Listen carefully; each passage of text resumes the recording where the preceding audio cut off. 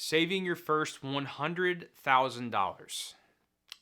Let's talk about it. This is day one of me saving my first 100K. No, this is not my regular content, but it's a challenge I'm doing, so I thought, why not share it? I'm going to be very transparent and open about numbers and my finances and where I stand. So starting off, I'm gonna show you where I'm at right now. I love when people talk about like their finances and are just really open. I think it makes other people feel comfortable and feel like they're not alone when they're struggling. Or it's something that's so taboo, and it used to be taboo, but it shouldn't be. This is where my money is right now. Mind you, we just moved, so I'm waiting for a deposit to come back, and my checking is so much lower than it normally is because we just had an insane vet bill like 2 days ago. I have $650 in my Acorns account, $550 in my Fundrise account.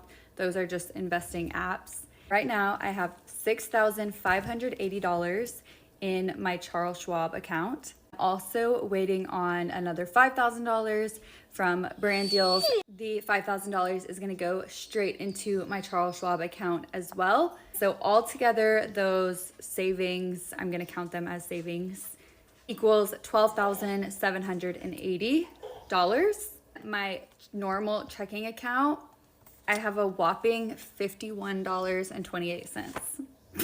I also own a jewelry brand, and in that business Shopify account right now, I have $525. So if you follow along this new series, I'll make it a playlist. I'm going to be going over all of my income, the ways I'm going to be saving for this, my expenses, and taking you on this journey. I'm going to hustle my ass off to try to save my first $100,000. I'm not putting a time limit on it just yet, but I am making this goal a priority, and I hope you guys follow along. Love that. As some of you guys probably already know, I'm a big fan of watching and sharing people's journeys on their financial goals. From paying off debt to saving your first $100,000. I really do think, like she mentioned, money used to be this taboo topic that, you just never talked about. But it's something that needs to be talked about because I feel like that's how people get motivated, or they learn from other people's mistakes, is from seeing and people talking about what they got going on, to where usually everyone who has their finances, they keep it inside their house and it never leaves outside their walls. That's it. That's all you talk about. To where I like her idea of saying, hey, I'm going to document and I'm going to show what it takes to save my first $100,000. Now, you guys may have heard this before, that the hardest part on a financial journey is saving your first $100,000. Now, some of you may be asking, why is that the hardest? Wouldn't saving your first million be the hardest? No, it's not. Saving your first 100,000 is the hardest, and here's why. Did you know that once you reach your first 100K, you're actually 1/3 of the way to $1 million? 1/3? Are you sure with the maths, Kuni?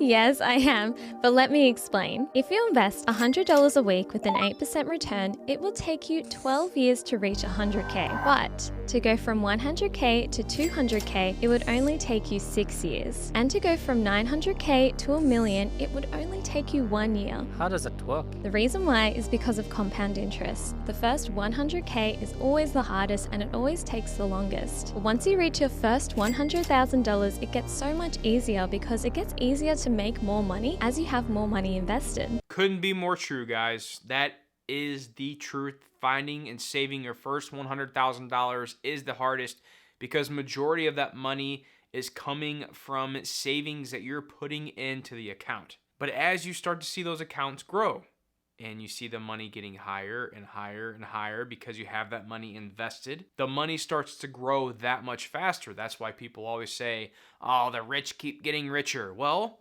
join them. No one's stopping you. Put some money in an account. Invest the money in an index tracking ETF like VTI or VOO and watch your money grow. It's as simple as that. Now, it's going to take work up front. You got to live on a budget. You have to live below your means.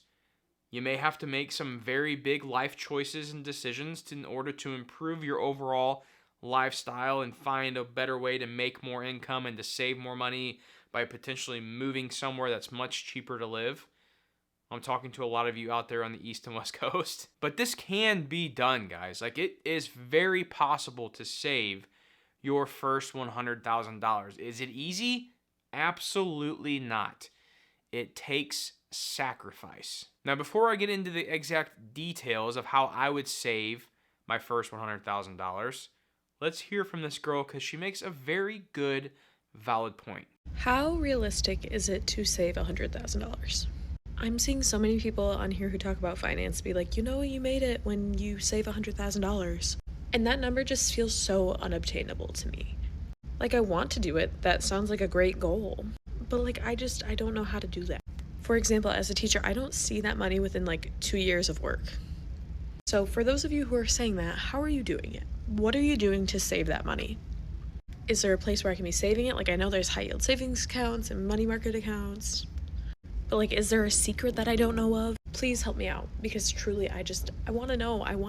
That's a goal I want to reach. It just, for the masses, it just doesn't feel super obtainable. All right, so she makes super valid points, especially as a teacher, which any teachers out there, my mom's a teacher. I think you guys deserve to be paid way more than you guys are being paid currently.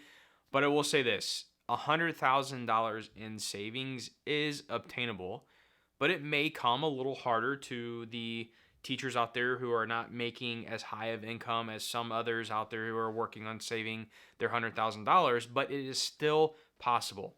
Now, what she said, she was asking, how do you do this? What are the tricks? What are the secrets out there? So what I was saying earlier is first and foremost, I think it's most important to have an emergency fund and a high yield savings account. So if you save up around 3 to 6 months of whatever your expenses are, whatever it costs you to live your life for 3 to 6 months, figure out that amount. Add up your rent or your mortgage, your insurance cost, your food cost, any bills you have going out to keep the electric, the water running, whatever it is. Add up all those expenses for 1 month and then multiply them by 3 or 6 and figure out how much you feel comfortable putting in a high yield savings account. Once you have that in cash sitting in an account, you can put the rest inside an investing account. And what I'm talking about is a taxable brokerage account. Now, yes, you can have retirement accounts. Now, that's a different time for a different video, but I'm specifically talking about having access to that cash any day that you need it. And in order to be able to have access to that cash, you have to open up what's called a taxable brokerage account. So this is any account that you have with Robinhood, Fidelity, Vanguard, Charles Schwab, Public, link down below in the description, you can try them out. Once you open up that account, you can then use that account to invest money.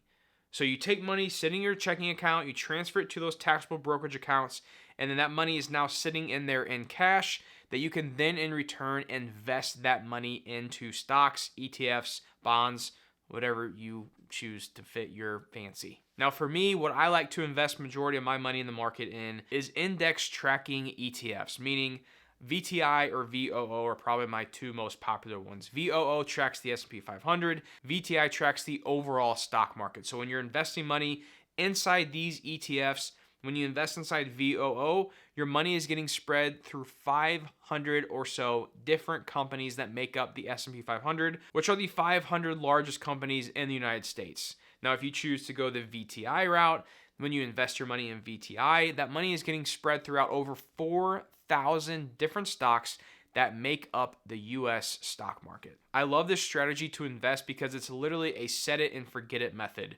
Have money come out of your checking account automatically being transferred into that taxable brokerage every single month, and you can have an automatic investing plan go on inside the taxable brokerage to choose to invest all of that cash into VOO or VTI. Now, if you want to add some international into that to spice things up a bit and to have some exposure overseas and not be so reliant on the United States, you can also add VXUS, which is another Vanguard ETF that is made up of international stocks. So that's how you do it. Live below your means, live on a budget, and also try to increase your income. If you really want to hustle to get that first $100,000 saved up, you got to do a little extra than just your 9 to 5. Start a side hustle, start trying to earn money online, go get a second job. Yes, it doesn't sound sexy and exciting, I understand that, but that's what it takes to get ahead, and that's what it takes. You got to do things a little different in order to get what you want. This is how I saved $100,000 by the time I turned 23. I made this a conscious goal to save $100,000 after watching so many personal finance videos, and the first 100 is always the hardest. A really huge part of it comes down to your mindset, because once I had this specific goal in mind, I was doing everything I can to hit that. The first thing I did was study and get a job in a high demand field and do internships throughout college. I was able to save some of the money I made from my internships, and doing those made it easier to land a full-time job for after graduation. Make sure to contribute to your retirement accounts, especially if your employer offers a match, because that's basically free money. Taking advantage of these employer benefits has also helped me speed up some of my savings. Next is to lower your expenses as much as possible. So whether if you need to downsize your apartment, live with roommates, or move back home, do what you gotta do. When I graduated, I kept my expenses as low as I possibly can. Even though I could afford moving out and paying rent, I made the conscious decision to move home after college for a few years to save up as much as I can for my goal of purchasing a house. I don't buy any luxury purchases. I'd also recommend tracking your expenses so you see where your money is going, and it helps keeps you accountable for your savings goals. Next is to increase your income. There's only so much you can cut back, but there are always ways and opportunities to make more money. With my regular W-2 job, the income is stable, so I found other ways outside of that to make money. When I was younger, I'd have a small business and Etsy store where I'd sell my crafts to other people, and that was a good way to make some extra cash. In college, I started making content more regularly, and after doing that for a little bit, I found contract work like 1099 contracts, where some brands want to do sponsorship deals or UGC, and they would pay you a contract fee. I save all the money I make from contract work, and I only live off my W-2 salary. And all the savings go into a high yield savings account where they basically give a 4% to 5% APY, and that also helps with getting some passive income from the money that you have in your savings account. If you follow what she said to a T, you'll be able to save your first $100,000. Plain and simple. Now, out of all of those things, from living on a budget, living below your means, reducing your expenses as much as possible, I think the most important thing that she said that I think all of us should be focusing on is increasing your income. Because you can only cut your expenses so much. Like, you still have to be able to pay your bills and do all that. The power that I've found in my life is when you can increase your income substantially, obviously you can choose to go blow it on materialistic items and doing all these different things and buying luxury goods or buying a bigger home that you can afford, whatever it is, or you stay on that lifestyle that you've been living on for the past 4 or 5 years. And with this recent rise in income, you can now take that extra money and apply it to your savings or investing, which in return is going to get you to that $100,000 goal that much faster.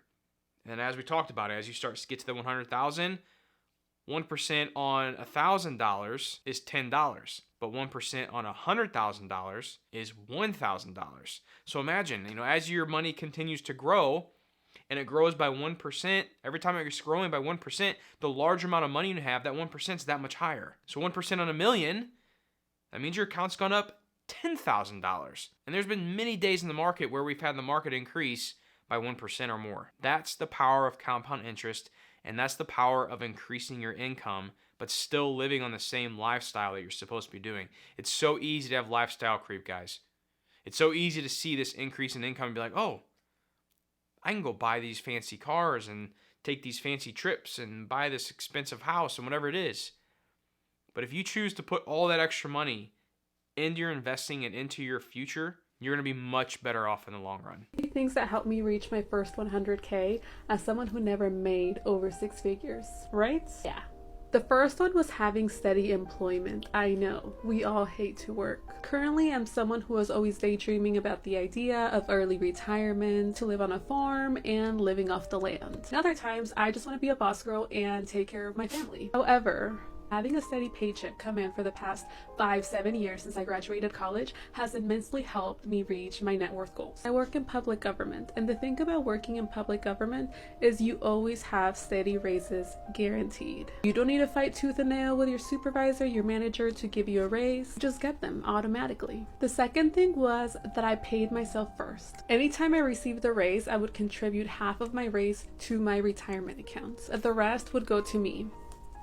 I never saw that money because I would get the raise and then I would adjust my retirement contributions so that paycheck never hit my bank account. I never felt FOMO about that money. If you want to save more money, I would highly suggest you automate your saving contributions every time you get a raise. Doing that, I was able to increase my savings rate and also mitigate lifestyle creep. The thing that helped me was keeping my expenses low. I think some of the biggest expenses that most Americans save is their housing, debt like student loans, and car payments. I do not have a car payment. I drive a 20-year-old car. So that I was able to save. Though I do drive a pretty old car and I do want a new one and I will get one at some point. Right now, my goal is to capitalize on my age. I also want to take advantage of compound interest. That's going to help my money grow. I don't always have to save so aggressively. Someone who's on a journey to save their first 100K or someone who is currently building their emergency fund, don't get discouraged. Slow and steady wins the race. And if you enjoyed this, don't forget to follow for more. It's not rocket science, guys. It really isn't. All it comes down to is your mindset, choosing to do the right thing with your money, and then also your living expenses. And if you live in a high cost of living area, it's going to be harder to get ahead financially. Plain and simple. Because I hear a lot of you guys in New York and California, oh, it's easy for you to say that living in Missouri in the Midwest. Well, yeah. I lived in a high cost of living area in Florida, and although I loved it, I saw the opportunity that I had moving back home to Missouri in a much lower cost of living area. And although it's 20 degrees outside right now, and I do miss my warm Florida weather in the wintertime, I know in the long run, it was one of the best decisions that I could have made for myself and my family. We're going to have a much better quality of life here in Missouri because of the advantages of it being cheaper here versus living in a high cost of living area in Florida. Now, we were also lucky enough that this is where my family is. So like moving away from family to live somewhere cheaper, I understand that that's tough, but hopefully that's when you can rely on family by living at home with them for a bit to start getting ahead in that process of saving your first $100,000. But the point of this is, guys, is that it's not rocket science. Once you understand the basic principles of financial knowledge and what you really need to do to get ahead, it really just comes down to doing it. It comes down to putting in the work, making the right decisions, and hustling your ass off to save your first $100,000. You can do it.